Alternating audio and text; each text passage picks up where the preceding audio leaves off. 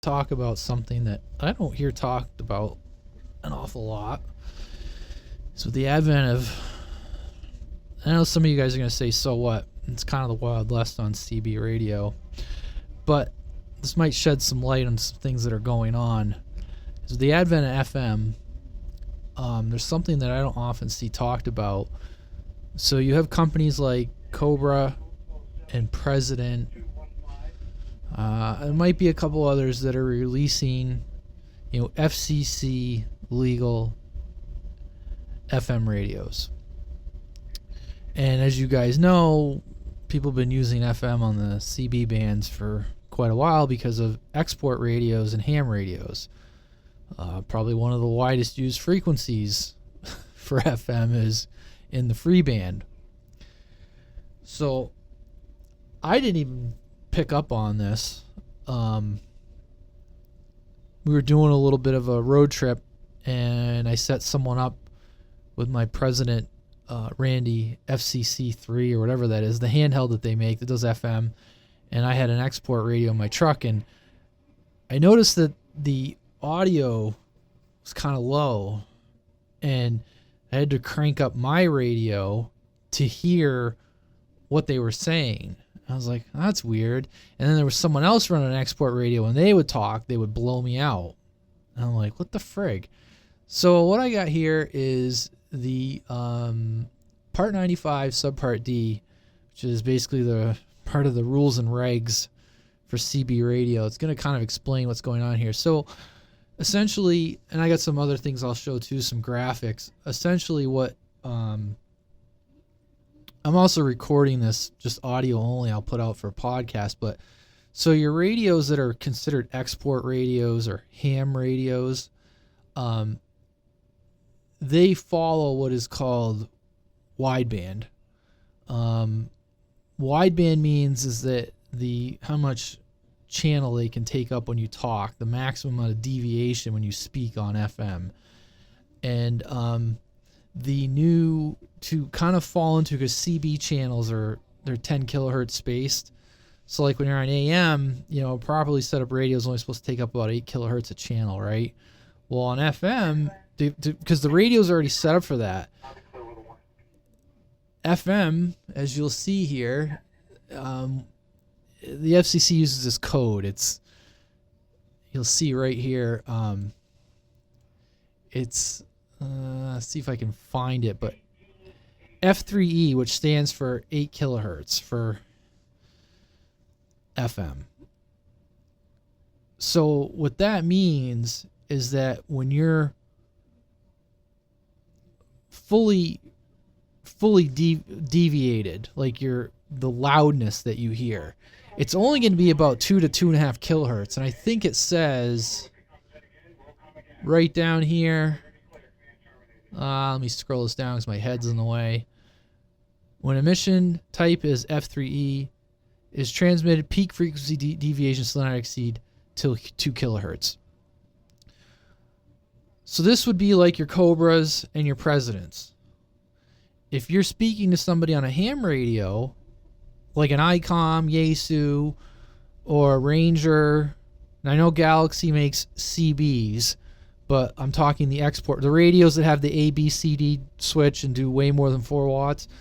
Those are going to be 5 kilohertz maximum deviation. So that means when those radios are talking, they're using up like all the channel and then some. That would be why sometimes when you're listening to FM, somebody will come on and it'll blow you out of the water, and then another person will come on and you got to turn the volume down on your radio. This is why. Now that's why I kind of put out there, it's kind of like the Wild West on the CB, but I wanted to explain this to people so people understood if you're talking to somebody, or maybe there's multiple people in a conversation, you got one person that their audio is way lower than everyone else. Hey, what kind of radio you're running? This is why. So ham radios follow what we would call now, and wideband and narrowband has changed over the years. Like, it's gotten, what was considered wideband today was considered narrowband 30 years ago. But where we sit today, what's considered wideband is like the marine frequencies, the weather service. Ham radio still uses wideband. GMRS uses a mix of narrowband and wideband. For the most part, GMRS is largely wideband, but some of the repeaters are narrowband. It's kind of weird. But anyways, this is why. So this, like I said, and it says right here, whoops, I clicked on the wrong spot of the screen. There we go. So if we scroll up a little bit right here, AM and FM, the amount of bandwidth you can take up is 8 kilohertz. And as you can see here, SSB is about half of that. So this is what I'm talking about. Some people will say, oh, just get inside your radio and you can crank up the amount of deviation on FM and problem fixed. Yes, no, it's really not the right way to fix it. I personally would probably just leave it alone and just be aware that if you're talking to somebody or a group of people with a mix of radios, this is why. I know some of the guys in the UK are getting into the FM discriminator and changing out the resistor to increase the amount of recovered audio to essentially make a narrowband radio wideband. But this is why. This is why it is. Everyone's already running export radios. Everyone's already running ham radios. And then you got the straight, what I would call straight CB US, FCC compliant radio. This is the standard that they're going to follow. So to recap this, and to kind of like maybe to like just boil it down, an FCC US CB radio, what you're going to hear if you're listening on a ham radio, it's going to be about half the audio. You're going to have to crank your volume on your radio to hear them.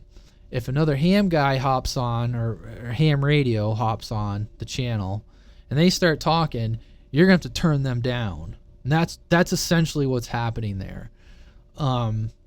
So with the advent, and that's the thing, is like making it legal. Guys were already running FM, but now we have people that are buying like the President George 2, which is FM, the President George 2 FCC, and I don't know what other, I'd have to look on President's website, but any radio that has FM in it that is a US FCC approved CB radio, which means it's 4 watts AM, 12 watts PEP sideband, is going to follow this narrowband audio scheme.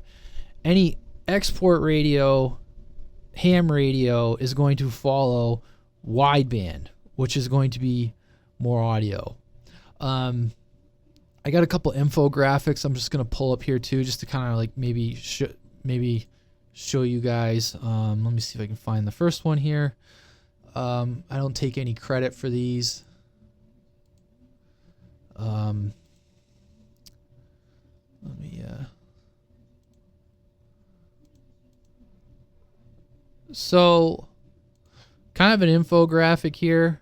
This came from, I think, Radio Master Reports. There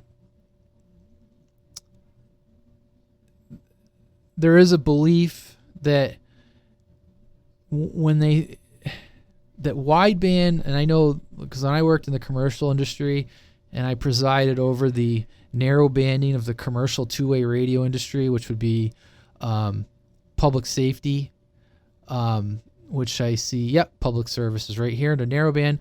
A lot of people felt that they had a decrease in range. And that's what this little infographic, I guess, is trying to say here, is that wideband FM has the most range. And narrowband, you do get a decrease in range when you go to narrow FM. Probably not a lot, but as you can see here in the FRS, business, public service, I don't know what KDR is and PMR. I think it's a European thing. GMRS, which I had mentioned. I don't know what this, whatever, but MERS, Some of the merged channels you can run wideband on, some you can run narrowband on. If you have, notice how it says here, 1950 to 1985 radios use the old wideband standard. I have an old military PRC-10. You can talk to these radios, but it's going to sound funky. So essentially what we're dealing with here on CB radios, we're going to have a mix of the normal FM 5 kilohertz radios. We're going to have a mix of those, and we're going to have a mix of these. And just so you know the difference, I don't want you guys to have to try to understand. The difference is that you're going to notice there's a hell of a lot more audio if you're listening. Let's just say you have a President FCC George 2, and you're listening to another President George FCC 2, it's going to sound normal to you, okay? And then all of a sudden someone gets on their ICOM 7300, and you're going to be like, whoa, you're going to have to turn your volume back. Now, vice versa, let's just say you're on an export radio, which is what we're going to call freeband CB, and you're talking to another one of your buddies on a Ranger, for example, and you're talking, everything sounds cool. Now your friend's going to key up on narrowband FM, which is half the audio, and you're going to be like, man, your audio's soft. There's nothing wrong with the radio. It's just how these radios are set up. So I just kind of wanted to explain that to you guys. Another little infographic to kind of hammer the point home here. See if I can find it.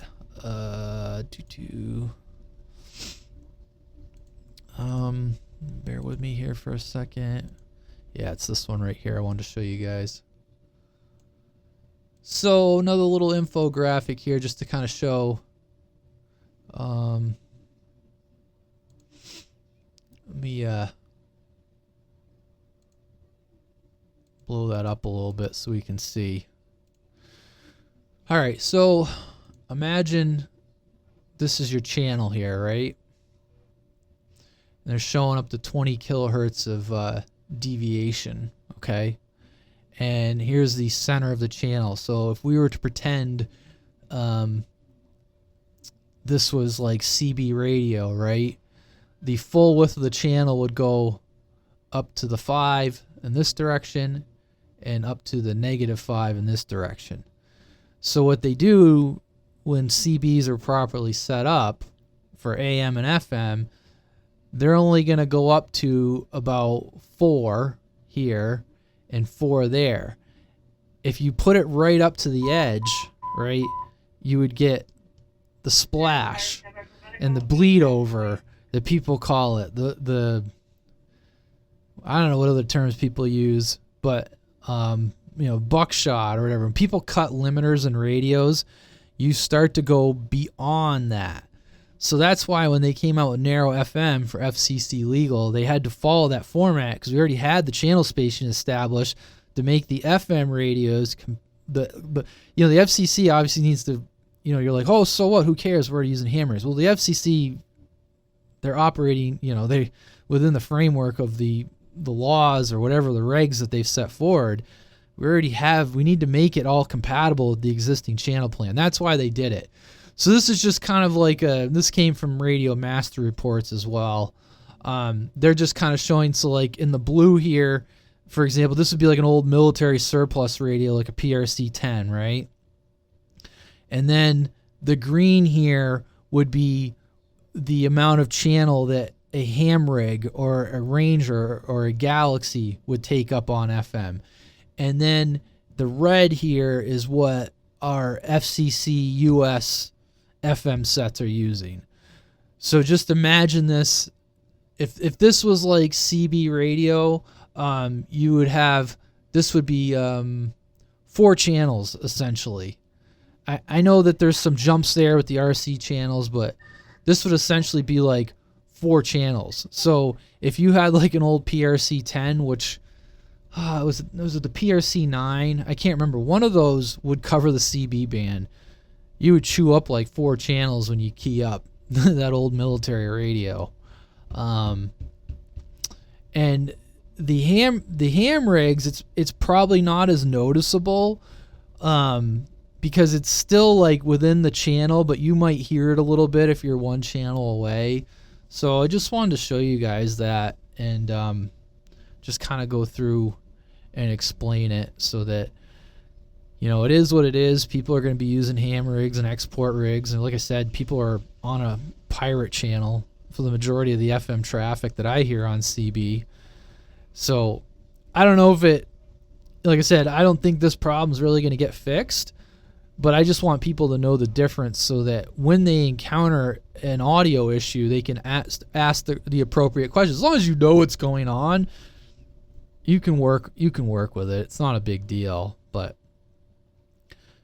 rather than telling somebody, oh, there's something wrong with your radio. No, there's nothing wrong with your radio. It just depends what radio you're using. So anyways, that's all I had to show you guys, and just wanted to do that brief little video there. So anyways, I will conclude this video. It's something I've been meaning to do. So anyways, take care. Radio Man out. Oh boy.